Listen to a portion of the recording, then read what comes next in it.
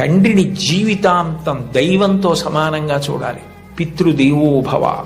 మన కంటికి కనపడని భగవంతుడు తండ్రి రూపంలో ఇంట్లో తిరుగుతున్నాడు. ఎప్పుడు బిడ్డ వృద్ధిలోకి రావాలని అహరహం కోరుకునేవాడు ఎవరైనా ఉంటే తండ్రి. తను ఎంత కష్టపడనివ్వండి, ఆయన బెంగపెట్టుకోడు. కానీ ఆయన కోరుకునేది ఒకటే, తను ఎంత కీర్తి సంపాదించినా తనకన్నా కూడా కీర్తివంతుడు కొడుకై, ఈయన కన్నా ఈయన కొడుకు గొప్పవాడండి అనిపించుకుని కొడుకు చేతిలో ఓడిపోతేట తండ్రి ఆనందపడిపోతాట. అంటే తండ్రికి ఈ కొడుకు పట్ల ఎంత ప్రేమ ఉంటుందో చూడండి. తండ్రిని జీవితాంతం దైవంతో సమానంగా చూడాలి. పితృదేవోభవ. మన కంటికి కనపడని భగవంతుడు తండ్రి రూపంలో ఇంట్లో తిరుగుతున్నాడు. ఎప్పుడు బిడ్డ వృద్ధిలోకి రావాలని అహరహం కోరుకునేవాడు ఎవరైనా ఉంటే తండ్రి.